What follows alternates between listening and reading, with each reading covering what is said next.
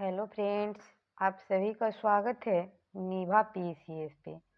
जैसे आप लोगों को पता है कि हम लोग एनटीपीसी के लिए पीवाईक्यू सीरीज स्टार्ट किए थे। इस सीरीज के क्रम में हम लोग 24 सेटों का एनालिसिस कर चुके हैं। आज हम लोग सेट नंबर 25 का एनालिसिस करेंगे। अगर आप नहीं देखे हैं तो चैनल पर इसका पूरे सेट का प्लेलिस्ट बना हुआ है, एक बार ज़रूर देखिएगा।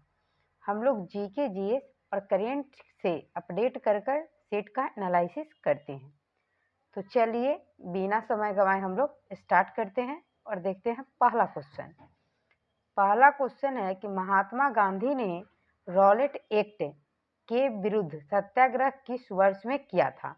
तो यह 1919 में रॉलेट एक्ट पारित हुआ था। रॉलेट एक्ट सिडनी रॉलेट की अध्यक्षता में सेडिशन कमेटी, ये पूछा जाता है, याद रखिएगा, सेडिशन कमेटी के सिफारिश पर पारित किया गया था। रॉलेट एक्ट को काला कानून या बिना वकील या दलील का कानून भी कहा जाता है। अगर 1920 की बात करें तो 1920 में असहयोग आंदोलन हुआ था और 1922 में चौरी चौरा कांड हुआ था। तो इसी चौरी चौरा कांड के कारण असहयोग आंदोलन को महात्मा गांधी स्थगित कर दिए थे। देखते हैं नेक्स्ट क्वेश्चन। नेक्स्ट क्वेश्चन है कि निम्नलिखित में से कौन सा ओपन सोर्स सॉफ्टवेयर नहीं है? तो यह है माइक्रोसॉफ्ट ऑफिस। ये ओपन सोर्स सॉफ्टवेयर नहीं है। लिनक्स की बात करें तो यह ओपन सोर्स सॉफ्टवेयर है जो गूगल का एंड्रॉयड ऑपरेटिंग सिस्टम है। विंडोज़ की अगर बात करें तो विंडोज़ माइक्रोसॉफ्ट क्लोज सोर्स है। एप्पल का फ़ोन ऑपरेटिंग सिस्टम है। ये सभी आपका ओपन सोर्स के अंतर्गत आएगा। अगला क्वेश्चन है आपका कि भारतीय संविधान के किस अनुच्छेद में जीने का अधिकार, राइट टू लाइफ, से संबंधित विवरण है? तो यह अनुच्छेद 21, जिसे हम लोग निजता के अधिकार भी कहते हैं। इसी अधिकार को राइट टू प्राइवेसी भी कहा जाता है। अनुच्छेद अगर 23 की बात करें तो इसमें बलात्सर्म है और अनुच्छेद 24 जो है दोस्तों, यह बेगारी से संबंधित है। तो इसको भी ध्यान रखिएगा। अनुच्छेद 21 जो है वो हमारे मौलिक अधिकार के अंतर्गत आता है। मौलिक अधिकार की जो चर्चा है वह भारतीय संविधान में भाग 3 से आर्टिकल नंबर 12 से 35 के बीच किया गया है, जिसे भारतीय संविधान का मैग्ना कार्टा भी कहा जाता है। देखते हैं नेक्स्ट क्वेश्चन। बैंकिंग सेवाओं में कमी से संबंधित ग्राहकों की शिकायतों के समाधान हेतु भारतीय रिजर्व बैंक द्वारा नियुक्त अधिकारी को क्या कहा जाता है? इसे बैंकिंग लोकपाल कहते हैं। बैंकिंग लोकपाल जो योजना है वह 1955 में लागू हुआ था और 2002 में और 2006 में संशोधन किया गया। संशोधन करके इसके दायरा को बढ़ा दिया गया था। तो याद रखिएगा कि 2002 और 2006 में इस कानून में, इस योजना में संशोधन किया गया था। अगला क्वेश्चन है आपका कि मेक इन इंडिया के प्रतीक में डैश से बने शेर को दर्शाया गया है। तो यह है चक्रदंतो, option C. Make in India जो कार्यक्रम है वह 25 सितंबर 2014 को शुरू हुआ था। तो इसको भी ध्यान रखिएगा कि मेक इन इंडिया 25 सितंबर 2014 को शुरू हुआ था। कालक्रमिक ढंग से भारतीय स्वतंत्रता संग्राम के दौरान हुई इनमें से कौन सी घटना सबसे पहले घटित हुई थी? तो दोस्तों सभी का डेट देखिएगा। सविनय अवज्ञा आंदोलन 1930 में हुआ था। भारत छोड़ो आंदोलन 1942 में हुआ था। असहयोग आंदोलन 1920 में हुआ था और जालियांवाला बाग हत्याकांड 1919 में हुआ था। तो सबसे पहले पूछ रहा है, तो सबसे पहले 1919 में जालियांवाला बाग हत्याकांड हुआ था। देखते हैं नेक्स्ट क्वेश्चन। दोस्तों प्रीवियस ईयर क्वेश्चंस इंपॉर्टेंट है क्योंकि बहुत सारे ऐसे क्वेश्चंस होते हैं जो एग्जाम में हूबहू टकरा जाता है। अष्टक नियम किसने प्रतिपादित किया था? तो ये अलेक्जेंडर न्यूलैंड के द्वारा प्रतिपादित किया गया था। अष्टक नियम यह था कि प्रत्येक आठवां तत्व जो है वह पहले तत्वों के समान गुणधर्म प्रदर्शित करता था। अष्टक का नियम जो है दोस्तों, अष्टक नियम यह न्यूलैंड के द्वारा 1865 में दिया गया था। ईस्वी भी याद रखिएगा, बहुत बार पूछा जाता है। अगला क्वेश्चन है कि फरवरी 2021 में DRDO के फायर सेफ्टी ट्रेनिंग के कौशल विकास केंद्र का उद्घाटन डैश में किया गया। यह उत्तर प्रदेश में किया गया था। ऑप्शन ए सही है। DRDO की अगर बात करें तो DRDO की स्थापना 1 जनवरी 1958 को हुआ था। इसके वर्तमान अध्यक्ष बी समीर कामत है। बी समीर कामत, इनका भी नाम याद रखिएगा। अगला क्वेश्चन है कि भारतीय संविधान में शिक्षा को किस सूची में शामिल किया गया है? तो शिक्षा जो है वह समवर्ती सूची में है। समवर्ती सूची में राज्य सरकार और केंद्र सरकार दोनों के द्वारा कानून बनाया जाता है। 1976 42वें संविधान संशोधन 1976 से पहले शिक्षा जो था वह राज्य सूची का विषय था। जब 42वें संविधान संशोधन 1976 हुआ तो उसके बाद शिक्षा को समवर्ती सूची में शामिल कर दिया गया। 7वीं अनुसूची, तो 7वीं जो भाग है दोस्तों उसमें 3 अनुसूची है। एक है संघ, एक है राज्य और दूसरा है आपका है समवर्ती।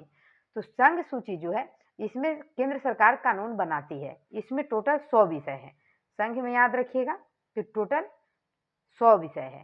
राज्य सूची इस पे राज्य कानून बनाती है, इसमें टोटल 61 विषय है। और समवर्ती सूची इसमें राज्य और केंद्र दोनों बनाते हैं, इसमें टोटल 52 विषय है। तो इसको भी ध्यान रखना है।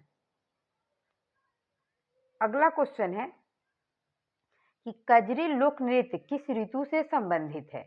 तो यह मानसून से संबंधित है। कजरी जो लोक नृत्य है इसकी उत्पत्ति मिर्जापुर, याद रखिएगा, इसकी उत्पत्ति मिर्जापुर पूर्वी उत्तर प्रदेश का यह जो है प्रसिद्ध लोकगीत है। पूर्वी उत्तर प्रदेश का प्रसिद्ध लोकगीत कजरी है। इसका उत्पत्ति मिर्जापुर से हुआ था और यह मानसून से संबंधित है। तो इतने क्वेश्चन यहाँ से बन सकते हैं। मानव पूंजी परिवर्तन के लिए साधारणीय कार्रवाई कार्यक्रम के माध्यम से किन 2 क्षेत्रों पर ध्यान केंद्रित किए जाने की योजना है? यह शिक्षा और स्वास्थ्य। यह नीति आयोग और राज्य सरकार के द्वारा मिलाकर योजना शुरू किया गया था और इसमें शिक्षा और स्वास्थ्य पर विशेष ध्यान दिया गया है। अगला क्वेश्चन है आपका कि नाटो के विकल्प को कब नोटा, सॉरी दोस्तों, नोटा जो नोटा का विकल्प है जिसको नॉन ऑफ द एबव के आता है कि ऊपर में से किसी जो कोई पसंद नहीं है तो हम लोग नोटा में वोटिंग करते हैं। तो विकल्प को कब भारतीय मतदान प्रणाली के हिस्से के रूप में शामिल किया गया? तो यह था 2013। फर्स्ट स्टेट छत्तीसगढ़ था जहां के इलेक्शन में नोटा को सबसे पहले यूज किया गया था। अगला क्वेश्चन देखते हैं। भारत में जैविक खेती के समर्थन हेतु सरकार द्वारा कौन सी योजना शुरू की गई है? यह परंपरागत कृषि विकास योजना। जैविक कृषि के अंतर्गत दोस्तों उसमें किसी भी तरह का कोई रासायनिक खाद का प्रयोग नहीं किया जाता है, तो उसको परंपरागत कृषि विकास योजना के नाम से जानते हैं। यह शुरू किया गया था भारत में जो जैविक खेती है उसको बढ़ावा देने के लिए। नेक्स्ट क्वेश्चन है आपका कि तूतुकुड़ी थर्मल पावर स्टेशन किस राज्य में है? तो ये जो आपका तूतुकुड़ी है वह आपका तमिलनाडु में है, तो इसको भी ध्यान दीजिएगा। तूतुकुड़ी जो है वह तमिलनाडु में है। रावत भाटा की बात करें तो रावत भाटा राजस्थान में है। कलपक्कम तमिलनाडु में है। नरौरा यूपी में है, तो इसको भी ध्यान रखिएगा। काकरापारा गुजरात में है। तो ये भी पूछा जाता है। विश्व व्यापार संगठन WTO इनमें से किसके लिए नियम निर्धारित करता है? यह वैश्विक व्यापार, विश्व स्तर पर व्यापार से संबंधित नियम बनाने का काम WTO करता है। दोस्तों, अभी हाल ही में एक्साइज दरोगा का एग्जाम हुआ है, उसमें WTO का फुल फॉर्म पूछा गया था। तो इसका फुल फॉर्म होता है वर्ल्ड ट्रेड ऑर्गेनाइजेशन। इसकी स्थापना 1 जनवरी 1995 को हुआ था। इसका मुख्यालय जिनेवा में है। तो ये भी ध्यान रखिएगा, हो सके क्वेश्चन आ सकता है। निम्नलिखित में से कौन सी विद्युत चुंबकीय तरंगे नहीं है? तो अल्ट्रासाउंड जो है वह विद्युत चुंबकीय तरंग नहीं है, जबकि रेडियो, इंफ्रारेड और माइक्रोवेव जो है वह विद्युत चुंबकीय तरंग है। अगला क्वेश्चन है आपका, हम लोग जीके और करंट को अपडेट करके यहां से देखेंगे। 14वीं शताब्दी के दौरान भारत में किसने सोने व चांदी की नियमित मुद्राओं के स्थान पर सस्ती धातुओं से निर्मित सांकेतिक मुद्रा का उपयोग शुरू किया था? यह मोहम्मद बिन तुगलक। मोहम्मद बिन तुगलक का पूर्व नाम जो था वह जूना खां था। याद रखिएगा, ये पूछा जाता है कि जूना खां किसका नाम था? तो मोहम्मद बिन तुगलक का। धनवानों का राजकुमार इसे कहा जाता था। धनवानों के राजकुमार के नाम से मोहम्मद बिन तुगलक को जाना जाता है और यह एडवर्ड टॉमस के द्वारा कहा गया था। अलाउद्दीन खिलजी की अगर बात करें तो यह सबसे अधिक भू राजस्व 50% लगाने वाला दिल्ली सल्तनत के पहले सुल्तान थे। फिरोज शाह तुगलक जो थे वह बहुत बड़े मात्रा में जलाशय और वृक्ष वाटिका का निर्माण किए थे। तालाब और नहर सिंचाई में इनकी मुख्य भूमिका थी। जलाउद्दीन खिलजी की बात करें तो खिलजी वंश के संस्थापक थे। किस समिति की रिपोर्ट में भारत में 3 टियर पंचायती राज प्रणाली की अनुशंसा की गई थी? यह था बलवंत राय मेहता समिति। अशोक राय मेहता समिति जो था वह 2 स्तरीय पंचायत का बात कहा था, जबकि बलवंत राय मेहता समिति त्रिस्तरीय पंचायत की बात कही। इसका गठन 1956 में हुआ था और इसको मंजूरी 1958 में मिला था, तो ध्यान रखिएगा। और 1959 में तृतीय स्तर पर 3 स्तर पे पंचायती राज व्यवस्था 2 अक्टूबर 1959 को राजस्थान के नौगढ़ में लागू हुआ था। राजस्थान पहला राज्य था जहां त्रिस्तरीय पंचायती व्यवस्था लागू हुआ था। और 11 अक्टूबर को आंध्र प्रदेश में, तो इसको भी ध्यान रखिएगा, दूसरा स्टेट आंध्र प्रदेश था। अगला क्वेश्चन है कि निम्नलिखित में से कौन सा कंप्यूटर में प्रयुक्त डेटाबेस सॉफ्टवेयर नहीं है? तो यह MS वर्ड, यह सॉफ्टवेयर नहीं है, तो इसको ध्यान रखिएगा।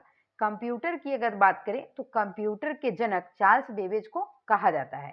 कंप्यूटर में 2 तरह के मेमोरी होते हैं, एक होता है अस्थाई मेमोरी और एक होता है टेम्पोररी मेमोरी, जिसको अस्थाई कहते हैं। एक परमानेंट होता है और एक टेम्पोररी होता है।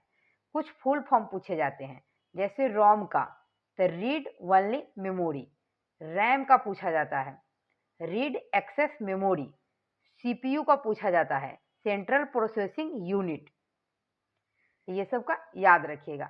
HTTP का पूछा जाता है हाइपर टेक्स्ट ट्रांसफर प्रोटोकॉल। ये सब छोटे छोटे फुल फॉर्म है जो एग्जाम में पूछे जाते हैं, इसको ध्यान रखना है। एक दिवसीय अंतरराष्ट्रीय ODI क्रिकेट के इतिहास में 3 दोहरे शतक लगाने वाले पहले बल्लेबाज कौन है? यह रोहित शर्मा है। देखते हैं हम लोग नेक्स्ट क्वेश्चन में है कि भारत के दूसरे चंद्र मिशन चंद्रयान 2 द्वारा कितने पेलोड ले गए थे? तो यह 13 ले गया था, याद रखिएगा। चंद्रयान 2 जो था वह GSLV मार्क 3 से लॉन्च किया गया था, ये रॉकेट का नाम था, तो इसको भी ध्यान रखिएगा। अगला क्वेश्चन है कि उत्तरी अटलांटिक संधि संगठन नाटो का मुख्यालय कहाँ है? यह ब्रुसेल्स में है। नाटो का मुख्यालय जो है वह ब्रुसेल्स में है। नाटो की अगर स्थापना की बात करें हम लोग तो नाटो जो है उसकी स्थापना 4 अप्रैल 1959 को सॉरी दोस्तों, 4 अप्रैल 1949 को वाशिंगटन डीसी में हुआ था। नाटो का 32वां मेंबर स्वीडन बना है, जो कि अभी नया सदस्य है, और नाटो के अध्यक्ष अभी वर्तमान में मार्क रूटो हैं। अगला क्वेश्चन देखते हैं, अवध के इनमें से किस नवाब ने लखनऊ में बड़ा इमामबाड़ा का निर्माण करवाया था? तो यह था आसफ उद्दौला। आसफ उद्दौला के द्वारा यह निर्माण कराया गया था। यह निर्माण 1784 में हुआ था। इसे भूल भुलैया भी कहा जाता है। अकाल राहत परियोजना के अंतर्गत इस बड़ा इमामबाड़ा का निर्माण कराया गया था। अगला क्वेश्चन देखते हैं, निम्नलिखित में से कौन सा न्यूरॉन का हिस्सा नहीं है? तो यह शंकु जो है वह न्यूरॉन का हिस्सा नहीं है, जबकि कोशिकाएं, तंत्रिकाक्ष और सकिका ये आपका न्यूरॉन का हिस्सा है। अगला क्वेश्चन है, मारूनी नृत्य किस भारतीय राज्य से संबंधित है? तो यह है सिक्किम। सिक्किम से संबंधित है। तो कुछ नृत्य से रिलेटेड स्टेट भी पूछा जाता है, तो इस टॉपिक को कंप्लीट कर लेना है। इनमें से किसे फरवरी 2021 में राष्ट्रीय अनुसूचित जाति आयोग NCSC का नया अध्यक्ष नियुक्त किया गया? तो उस समय विजय सांपला थे। 2021 का है। वर्तमान में अगर बात करें तो अभी NCSC का जो अध्यक्ष है वह किशोर मकराना है। इनका नाम याद रखिएगा, किशोर मकवाना। अगला क्वेश्चन देखते हैं, अभी वर्तमान में जो अध्यक्ष चेंज होते हैं दोस्तों उनको ध्यान रखिएगा। जैसे RBI के अध्यक्ष चेंज हो गए हैं, संजू मल्होत्रा हैं, तो ये भी पूछा जा सकता है। भारत में 52वें नंबर का चीफ जस्टिस है BR गवई, ये भी पूछा जा सकता है। अभी CAG नियुक्त हुए हैं, तो वो भी पूछा जा सकता है। तो ये सब ध्यान रखिएगा। अगला क्वेश्चन देखते हैं हम लोग, महात्मा गांधी समुद्री राष्ट्रीय पार्क कहाँ स्थित है? तो यह अंडमान और निकोबार द्वीप समूह में स्थित है। इसे जीव संरक्षण अधिनियम 1972 के तहत इसे राष्ट्रीय पार्क की दर्जा 1983 में दिया गया था।